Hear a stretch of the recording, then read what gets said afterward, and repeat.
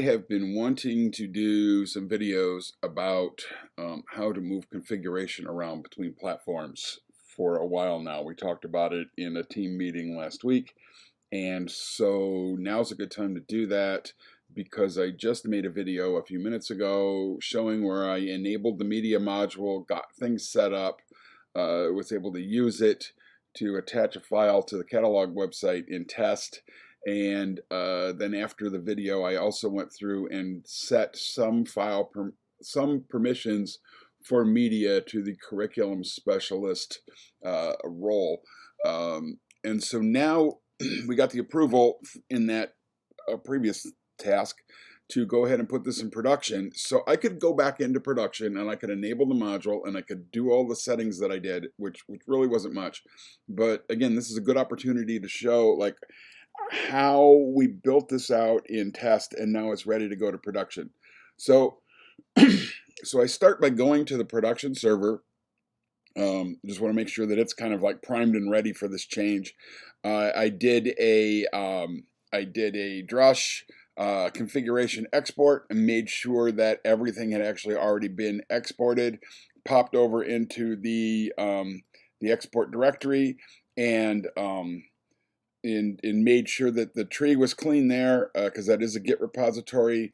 And I just do a Git log here to show that yes, everything's been pushed up to GitLab and that is ready to go. The other thing I would want to do, since this is production and I want to import configuration, I've got a little backup script that I can run. Actually, make sure, yep. And oops, I need to be back in the other directory to run that. And we'll just go ahead and do a backup of the catalog database just to make sure that nothing goes wrong while we're getting things ready over in test. So we'll jump over now to the test environment, and I'm going to do the same thing here. Drush at, you notice I'm in the staging directory, even though I'm in the div sites. I'm in the staging directory, which is where cat test lives. Drush at cat test, catalog export, or configuration export, I should say. And it'll pop up and show me, it'll show me everything that changed. And there's a lot of things that changed. I'm going to look through this really quick before I export it. So I see field storage for media, media settings. This says media. I mean, like literally everything in here says media in the config somewhere. So this is like all the configuration that got created automatically when I turned on that module. Turning on that module is in core extension. We'll look at that in more detail in a minute. And then there's a view here that I changed. I don't care about that view right now, so I won't include it in what I'm doing, but I have to go ahead and export it and update what's out there right now. So let's go ahead and look at this. So I'm going to say yes, it's going to export, and now I can flip on over to my backups, config, cat test directory, and do a git status, and we see lots of change. But a lot of what we see is, we see actually just a few things have changed, and a whole bunch of untracked files. So, and again, we're going to ignore this view. It has nothing to do with what we're working on right now. This is kind of the risks of working in test environment when it's not completely clean before you get started. I'm not sure what changed in that view, so I'm not going to worry about it. I think everything here has media in its file name. So let's start with git add star media star, and that should narrow down. Yeah, look at that. Now we just have, okay, we have some untracked files. This is from a different project. These are all temporary views that I don't want to track. And then this is that one that changed. So let's look at the diff now. If we look at core extensions is the list of what modules are enabled right now. And so there we go. We see that that's there. And then the roles, you know what, I'm just going to go ahead and look at these and do a git add -p at the same time. So I'm going to do git add -p on core extensions and on user.role star and leave the view alone. So yes, I enabled the module. It's weird that it's a 0 for enabled, but I think it's because it's some kind of weight. I think it's actually the module's weight, like so that they can be sorted into different order if they need to for execution order. But it's an enabled module. Yep, we add the permission. Anonymous role got the permission view media added. Let's see, authenticated user got the view media permission added. And then curriculum specialist got access media overview, create document media, edit own document media, view all media revisions, view own published media. So I added some permissions to that curriculum specialist role, and that's kind of part of this. You know, I could actually do that in a separate commit. And that's actually probably a good idea. Just, no, it's fine for now. Yeah, I can do that. Let's do that. Let's do that in a separate commit now that I think about it. So let's see. Unstaging is going to be git restore.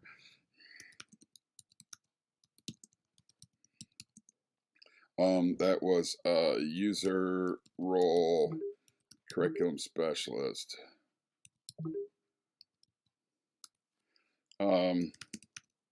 Just make sure that it's still changed. Yep, see, it's still modified. So basically, this now is all the changes that happened automatically, and then this is my manual change later. So issue number, do I still have my browser open? Can I get back to that? Issue number is 8378. So sorry about the cat in the background. Core media module, and then git add -p user role curriculum specialist. Yes, yes, yes, yes, yes, and add curseback role permissions for media. And so there's my two commits. You know, just like committing code, we're committing configuration. And now we'll push. And you notice I'm on the cat test branch here. And so we push all that.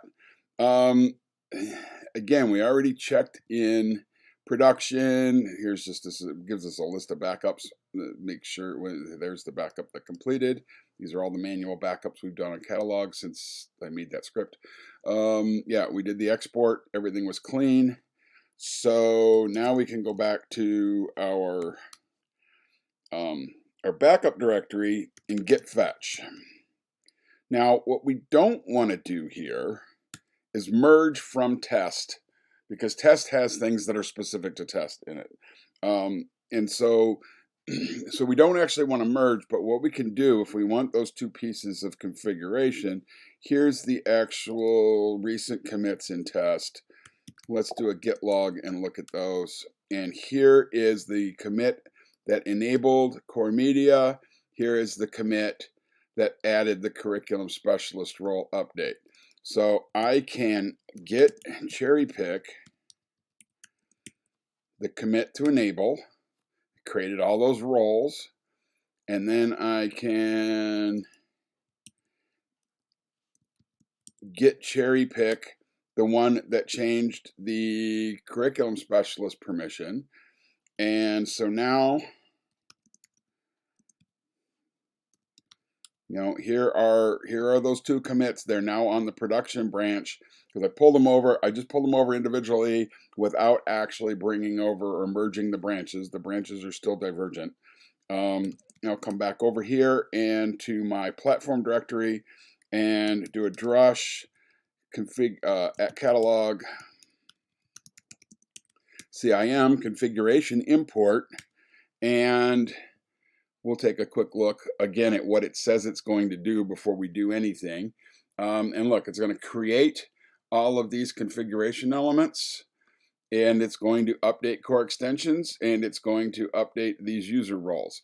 And what should actually happen there when I say yes is it's going to enable the module, it's going to throw in all those settings, and it's going to update all the permissions that we said to do in production. Rather than, so we've got everything staged up, we figured out how we wanted everything to work in test, and now we want to use it in production. That's kind of the piece that we want to show off here today. And so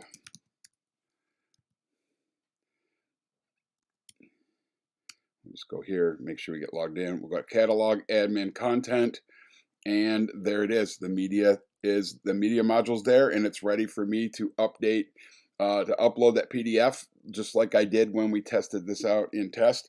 It's ready to go now in production. I'm not going to do it because I don't actually have the file ready to go, and I have a couple more things to do before I'm ready to finish the issue. But that's it. That's all it takes to make those changes, other than I should go back as always, and in production, actually I should, first I should, sorry, I gotta go back to this other directory, go back to the configuration directory.